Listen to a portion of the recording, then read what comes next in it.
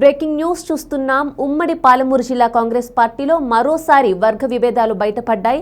పరిస్థితి చూస్తుంటే మల్లు రవి వర్సెస్ సంపత్ కుమార్ గా ఉంది. శుక్రవారం అంటే నిన్న సంపత్ కుమార్, అలంపూర్ మాజీ ఎమ్మెల్యే అయినటువంటి సంపత్ కుమార్ మల్లు రవిపై తీవ్ర ఆరోపణలు చేయడం జరిగింది. ఎలక్షన్ టైంలో సొంత పార్టీ నేతలే ఆయనకు వ్యతిరేకంగా ఉన్నారని, తన ఓటమికి సొంత పార్టీ నేతలే కారణమంటున్నారు సంపత్ కుమార్. తమ దగ్గర ఎక్స్ అఫీషియో ఓటు అవసరమైనప్పుడు వేయడానికి ఎంపీ మల్లు రవి రాలేదని సంపత్ కుమార్ ఆరోపించడం జరిగింది. అవసరం లేని చోట, అలాగే ఇద్దరు కౌన్సిలర్లు ఉన్న చోట వెళ్లి Mallu Ravi ex officio vote వేశారని సంపత్ కుమార్ ఆరోపించడం జరిగింది.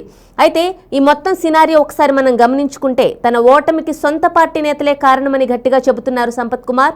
మున్సిపల్ ఎన్నికల్లో మల్లు రవిని మేనేజ్ చేశా అని చల్లా వెంకటరామిరెడ్డి అన్నారంటే పరిస్థితి అర్థం చేసుకోవచ్చని ఆయన తెలిపారు.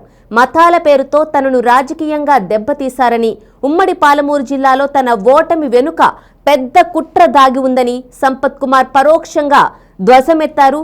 అయితే వచ్చే ఎన్నికల్లో మాత్రం తానేంటో చూపిస్తానంటున్నారు సంపత్ కుమార్. ప్రస్తుతం సంపత్ కుమార్ వ్యాఖ్యలు స్థానికంగా చర్చనీయాంశమవుతున్నాయి.